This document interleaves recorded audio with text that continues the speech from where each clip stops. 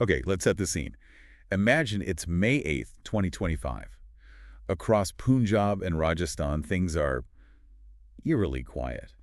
Not the usual morning buzz. We're talking blackouts, grounded flights, schools completely empty. It felt, well, incredibly tense. Yeah, tense is the right word. It was like something out of a movie, but this was very real.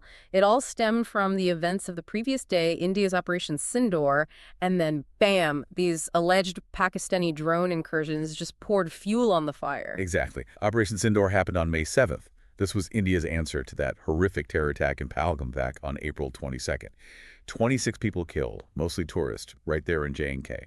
A terrible incident. Just awful, and it seemed to be a tipping point. It really did.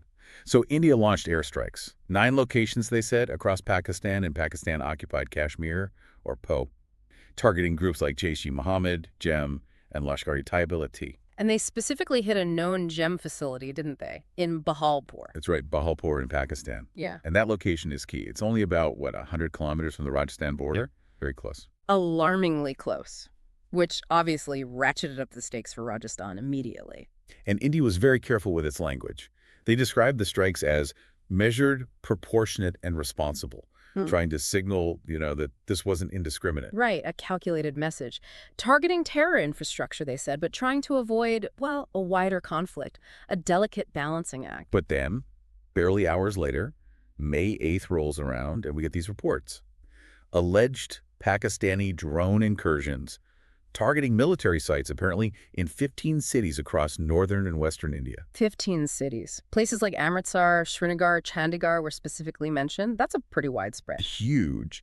India claimed they intercepted these drones, stopped the attacks, but just the reports themselves happening so quickly after Operation Sindoor, it sent ripples of anxiety everywhere, especially in Punjab and Rajasthan. Understandably, they share that massive 1,602-kilometer border with Pakistan.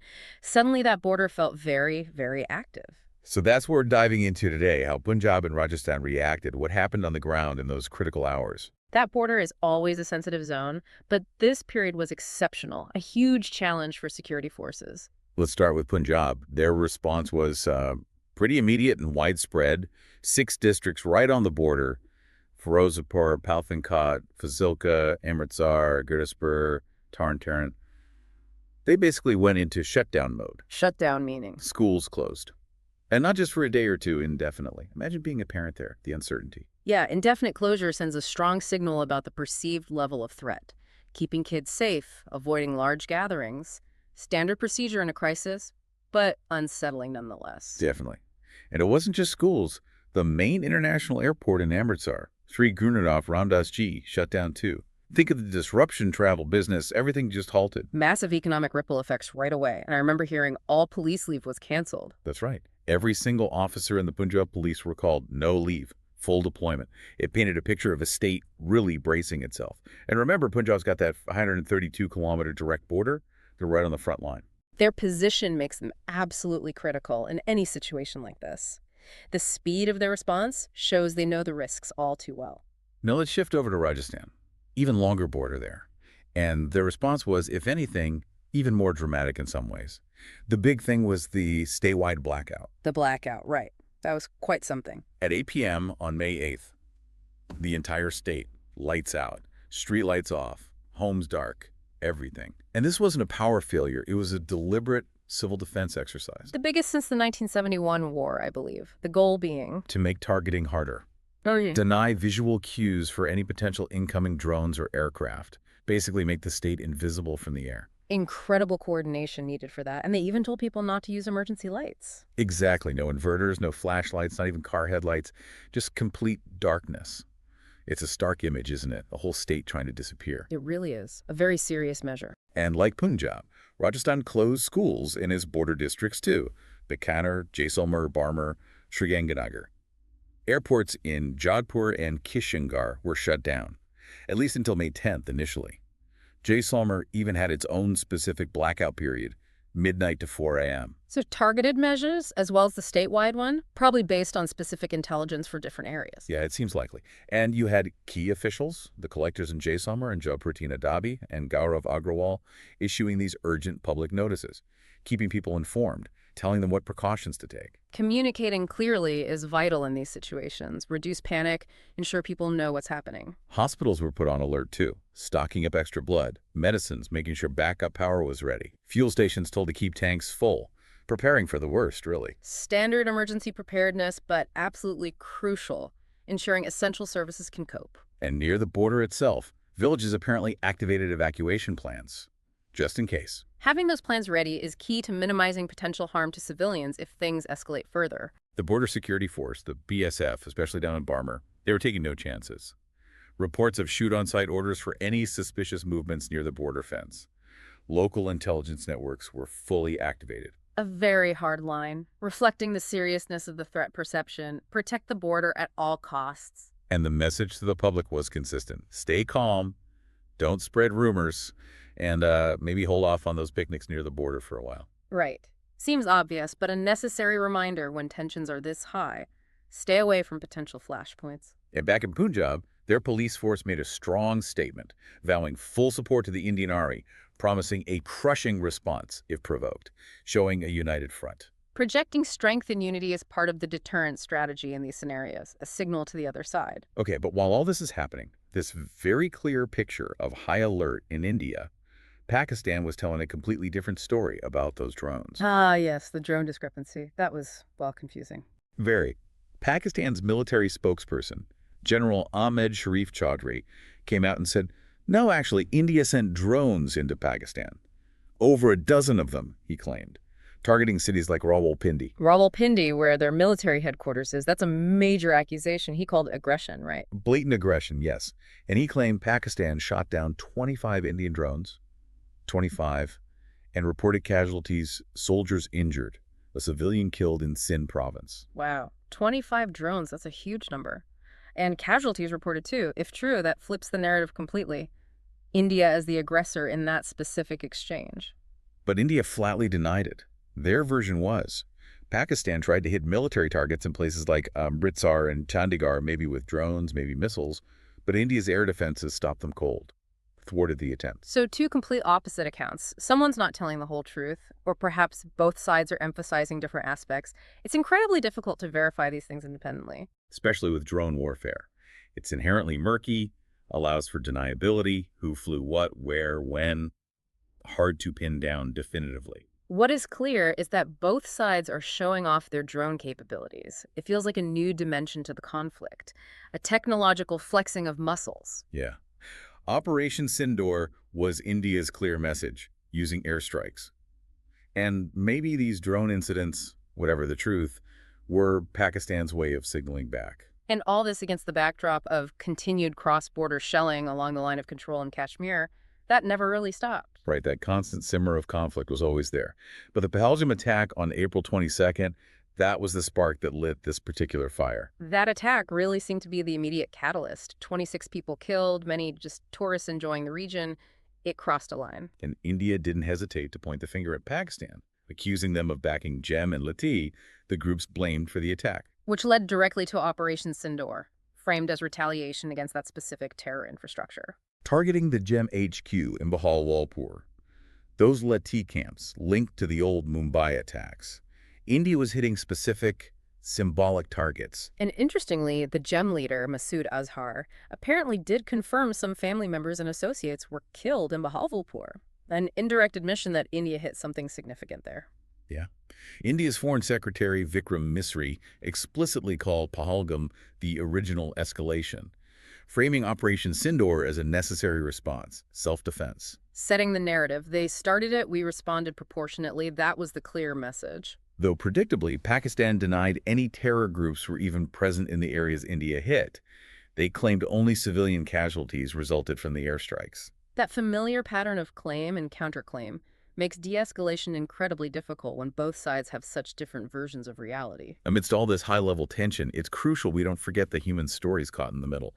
These geopolitical shifts have real consequences for ordinary people. Absolutely. These aren't just moves on a chessboard. They affect lives profoundly. Like the story of Zachul and Karma Khatun, two Pakistani women married to Indian men in Jaisalmer. They finally get their visas sorted, and then suddenly, after Pahalgam, they're facing deportation. Their father-in-law was pleading for them to get long-term visas. It's heartbreaking. Just imagine their situation.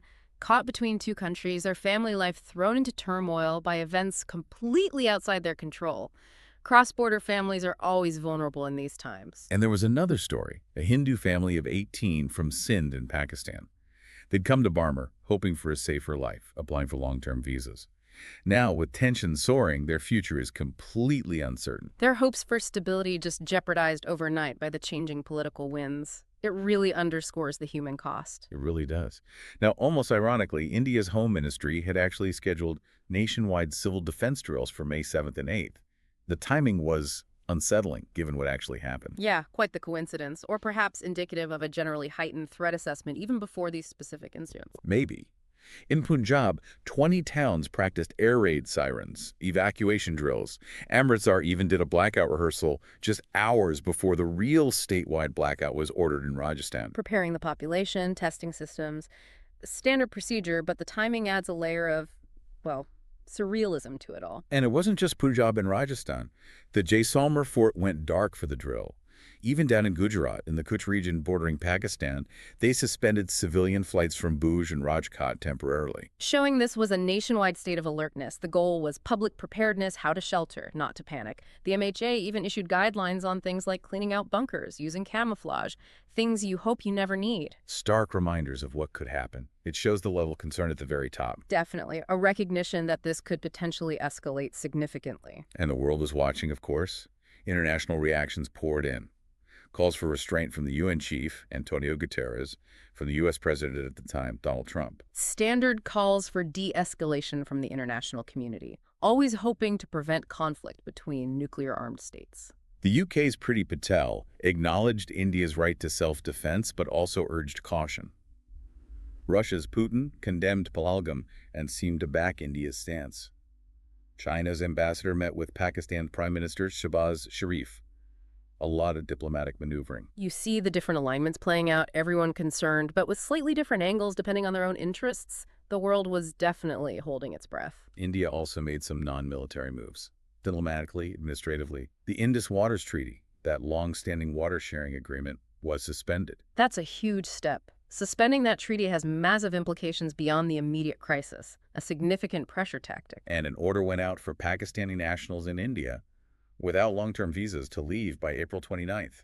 You saw the numbers crossing back at the Attari-Wagah border increase. Tightening controls, reducing the presence of foreign nationals during a tense period, another common measure. And even culturally, the Ministry of Information and Broadcasting asked streaming platforms to pull Pakistani content, a sign of a broader hardening of attitudes. It all adds up to a multi-pronged response, military, diplomatic, administrative, even cultural. India using various levers to apply pressure. So looking back at May 8th, 2025, it's clear that Punjab and Rajasthan were right at the epicenter of a rapidly escalating situation, a direct consequence of that tragic Pahalgam attack, followed by Operation Sindoor, and then these contested drone incidents. Absolutely. A chain reaction that put the entire region and arguably the world on edge, a stark reminder of how fragile peace can be on that border. As we wrap up this deep dive, it's worth stressing again how fluid things were back then in May 2025. The situation could change hour by hour. That high alert status in Punjab and Rajasthan, the hospitals ready, the shelters prepped. It wasn't just drills anymore. The nation was genuinely anxious. The scale of the preparations really reflected the gravity of the moment. A whole system primed for a potential escalation, hoping it wouldn't come, but ready if it did. And for anyone listening who might find themselves in a similar situation or remembers that time, the advice then was crucial. Follow official guidance. Don't rely on rumors or social media chatter. Get information from credible sources. Absolutely essential. Misinformation spreads like wildfire in tense times and can make things much worse. Sticking to official channels helps maintain calm and ensures you're acting on accurate information. In the end, beyond all the military strategy and the diplomatic chess moves, it comes down to people. The people living in Punjab and Rajasthan. Their resilience, living year after year with this volatile border, is quite remarkable. It truly is. Generations have grown up with this reality. And while May 8th brought the possibility of conflict very close, the hope always is for de-escalation, for diplomacy to find a way through, even when things seem incredibly tense. But it does leave you wondering, doesn't it? How quickly normalcy can vanish, and how deeply these moments of crisis affect the lives of everyone caught in their path, even those far from the immediate border.